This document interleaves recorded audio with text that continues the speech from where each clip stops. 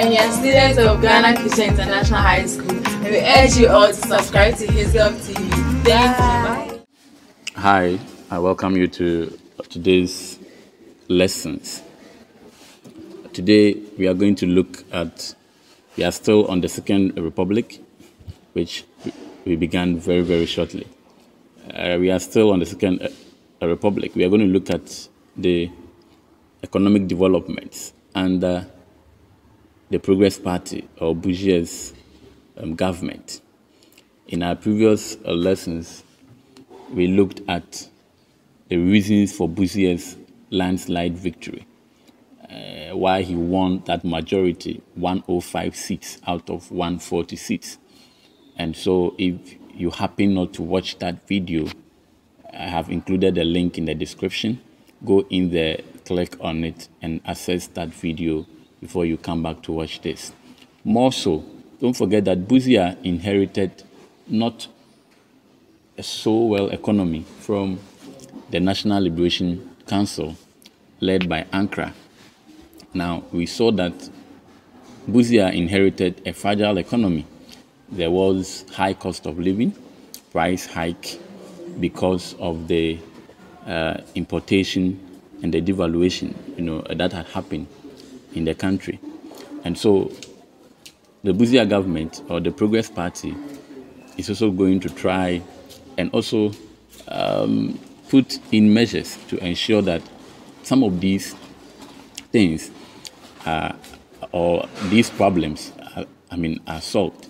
So let's go in there and look at our lesson objectives for today. So our main lesson objectives for today will be that by the end of this lesson, you should be able to discuss the economic measures that were taken by the Busia government to solve the economic crisis in the country. And I know that you can recall some of these economic crises, high cost of inflation,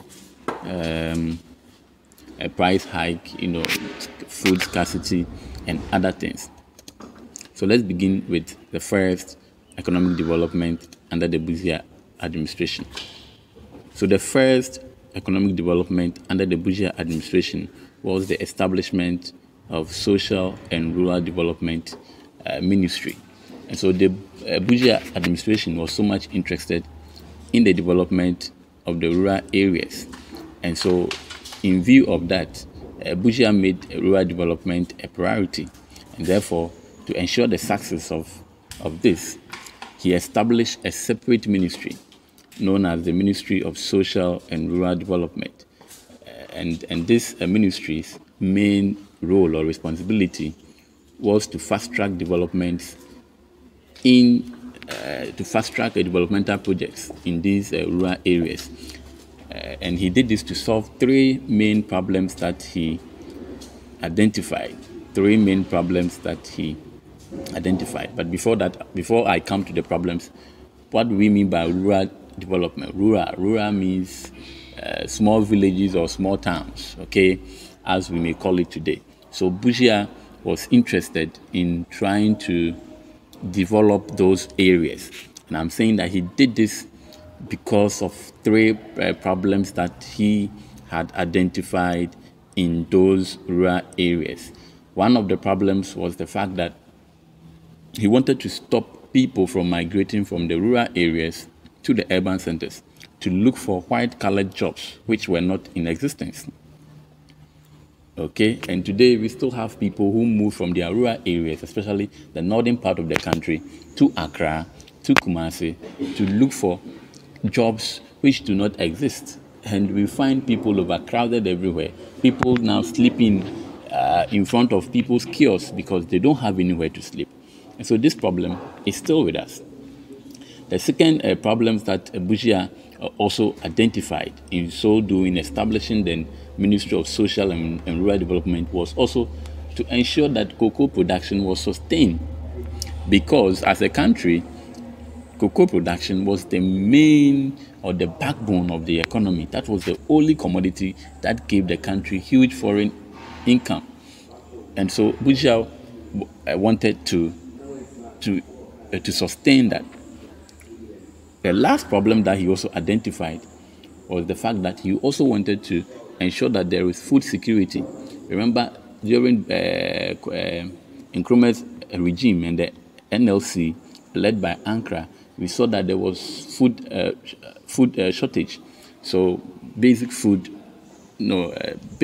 items were actually scarce. They were nowhere to be found.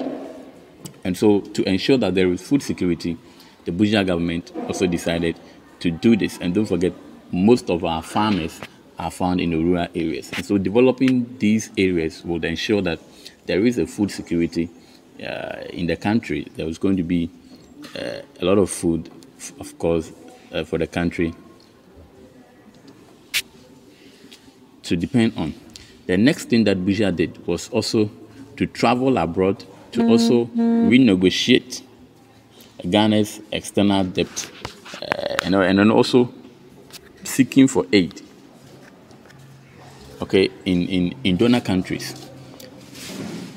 Yes, we are aware that during Nkrumah's regime, Ghana had strained a relationship with some neighboring countries, especially the West, and also Ghana was bedeviled with debt. Huge amount of debt, and today we still talk about debt, interestingly. And so what then the government did was that he then decided to go out there to seek for to renegotiate, okay, for more favorable terms of repayment with the creditors, of course, nations in Europe and then also in America, and also to seek for aid to break the cycle of debt and deficit, of course, financing, to deal with the balance of payment problems. And so the country was bedeviled with debt, and Busia had to find a way to bring this debt down, and also to try and negotiate with the foreign countries that this and that reduce the terms of payment for us. And quite recently, Akufo-Addo, in the midst of the COVID, our current president also went to France to do same, to ask especially France, I think he went to France, to ask them to readjust, or to even, he was even asking for a cancellation of Africa's debt, interestingly. And so the things we are talking about is still unfolding today in our histories. Before I forget, I wanted to say something about the establishment of social and rural development. So let me add that one before we move out from this. Remember, the new patriotic party, led by Akufo-Addo, has also established a new ministry known as the Zongo Development Ministry, and that can be likened to that of the ministry that Busia, of course, set up, because they also have identified problems among the Zongo areas, and they want to solve that problem. And so in so doing, they have established a ministry in that direction. Good. I think now that that has been said, let's move on to our next slides. So the next slide has to do with the setting up of small business loan schemes and credit guarantee schemes. So business loans, and then also credit, of course, guarantee schemes. We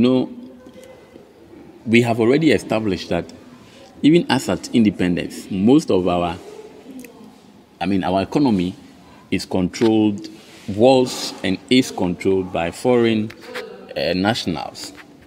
Okay, now the problem that local business owners faced was that these foreign banks that dominated the country's economy, for the country's economy, failed to give loans to these local businessmen. And so most of them were giving loans to, foreigners. And how do you want a local businessman, a Ghanaian business to grow? So the Busia government tried to solve this problem by creating a national small business loan scheme.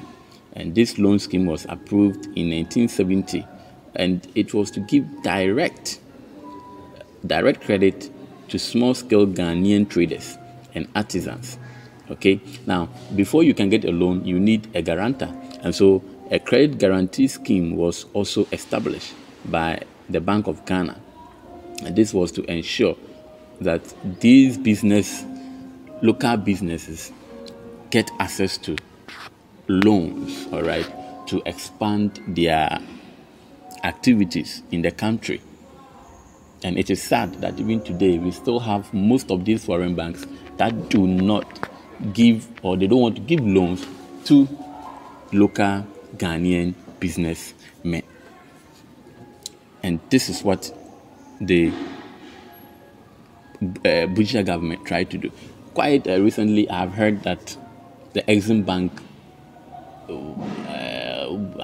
gave out some loans, or was established for this purpose also, to give loans to our local businessmen. I don't know how that is going to be done, but we hope that that is done of course, to help our local businessmen. And I also heard Kofi Abrefa's government also talking about development bank, establishment of development bank, something. I'm not quite too sure. All to help our local businessmen. So let's hope that all these measures yield the necessary results. Again, the Busia government also enacted the Industrial Relation Act of 1971. Now, this was related to labor issues, that's workers. Now, the Busia administration enacted the Industrial Relation Act of 1971, and this was to ensure that labor laws in the country at that time was in conformity with the International Labor Organization, of course, convention, the International Labor Organization conventions in the country. And so this International Labor Organization convention had some labor laws that countries must follow. And so Busia also wanted the country to also do same, and therefore the Busia government enacted the Industrial Relation Act of 1971. Again, that Industrial Relation Act, or this act, was also to make a workers' union more democratic, and free from government or central government interference, because some of these public workers were hired by the government, and most often a government wants to interfere in the work of these employees. And so that is what the Industrial Relation Act of 1971 sought to do. Good. Let's move on to our next one. Now again, the Busia government, or the PP, also set up the National Service Corps. And I know you have heard about the National Service, or the National Service personnel before. Now, the National Service Corps was created by the Busia government. And in this organization, it was expected that young men and women from the country's universities and other high institutions, would place their service at the disposal of the country for community self-help and other projects. So under this organization, if you are a graduate from the universities, you are expected to do a voluntary work or sacrifice for the country. So you place your services at the disposal of the country for community self-help. Most of these personnel were posted to the rural areas where they lacked human resources, in those areas. And so quite recently, teacher training and nurses were also added to the National Service Corps. And so I am very certain that when you also graduate from universities or teacher training, you would also be engaged by the service so that you can serve the nation. So in national service, you serve the nation, even though the work that you are doing does not correspond to the amount or the money that you will be given. But the idea in national service is for you to serve the nation wholeheartedly, and that was a good thing, because most often when you go to our public institutions, the human resources there are not enough.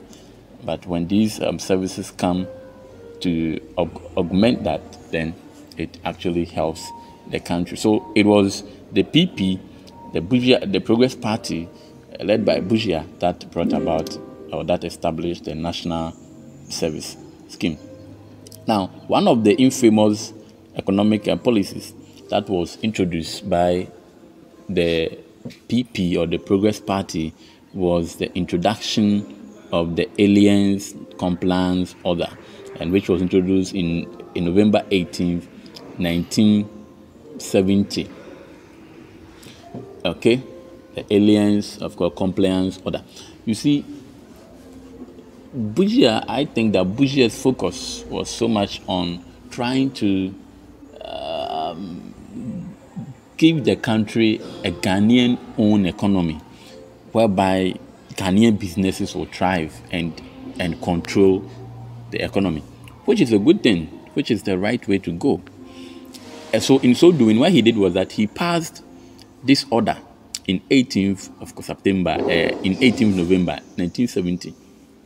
And what this order seeks to do was that it gave all illegal immigrants, the word is illegal, is what? Illegal. When you are not legal in the country, illegal immigrants up to December 2nd, 1970, same year, to obtain the necessary documents or leave Ghana. It's as simple as that. And this created a whole lot of brouhaha. It even led to strained relations between Ghana and I think Nigeria. Okay, because there were a lot of Nigerians in Ghana. The whole thing is illegal. Some of these illegal immigrants were engaged in all sort of dubious economic activities. And so the Busia government sought to get rid of all these illegalities, all these illegal immigrants. And so in that order, a lot of foreigners were deported back to their country, especially in Nigeria. A lot of foreigners were deported to Nigeria. And as you can see in the car, on the car over here, you've seen them there. Now, in that same year, the government also passed the Ghanaian Business Promotion Act. And so, like I have already indicated, Busia was keen on actually promoting Ghanaian businesses. So all these, you have seen all these economic measures are bid to increase a greater participation of the Ghanaian in the economy. Now let's take a look at the last two, then we'll bring our discussions to an end. Again, the Busia government also dismissed 568 public servants. Now, Article 9 of the Transitional Provisions of the 1969 Constitution. So Article 9 of the 1969 Constitution, which was being used at this time, provided or gave the president the right to dismiss of public servants who were seen to be corrupt, inaptitude, and also to be inefficient. So per this Article 9 in the 1969 Constitution, the president could, or the prime minister could dismiss public servants for these various reasons that we have talked about: inefficiency, inaptitude, and also corruption. Now, based on this, of course, provision, Busia dismissed 568 public servants. An example of such people was E.K. Salah, and E.K. Salah challenged the authority of Busia's dismissal in the court, and the court ruled in favor of E.K. Salah. However, Busia, as a democratic and law-abiding citizen, as most people know him for, rejected the court's order that E.K. Salah should be reinstated or should be re-employed. Busia was not interested in the court's order, and that was somehow a challenge. It was a taint on his image. Because I don't want to go into so much that. Let's move on to the last one. Then we bring our discussion to an end. So the Busia government, again, in trying to solve the economic crisis, to deal with the balance of payment issues, also devaluated the cedi. Again, remember, NLC did it, and I don't know how that worked for them. But the Busia government also did the same thing, and this was as a result of an invitation that the Busia government gave to the IMF, the International Monetary Fund, to come to Ghana, to assess our economy and to give us the best remedy so that we can arrest our dwindling economic fortunes. And the best remedy that the IMF could give the Busia government was to devalue our currency between 40 to 44% as against the dollar in 1971. I don't want to talk about this devaluation thing because if you are a developing nation without industries, a nation that relies so much on import, and you want to devalue your currency, what happens is that you increase the cost of imported goods into the country. And the country solely relies on these imported goods. So what is good in devaluating? And NLC did it, and it did not help. It did not help. But because these are conditions that you must abide by within the IMF before they can give you the money that you so much required. And so Busia will do that, and this would also bring with itself a whole problem. So it's like we try to solve a problem by inviting another problem. It's quite funny. And quite recently, the current president, Nana Addo Dankwa Akufo-Addo, has also invited the IMF, and people were lambasting them left and right for going back to IMF when they had criticized the IMF, and we are waiting for the outcome of the IMF. We hope that it goes on well with them. Good. So with this, I think we'll bring our lesson to an end. If you have any question, anything, comment right in the comment section. Any question, anything, any video, any lesson that you also want us to look at, right in the comment section, and I'll be glad to reply and give you that particular lesson. HISGOVTV, first among equals. Bye.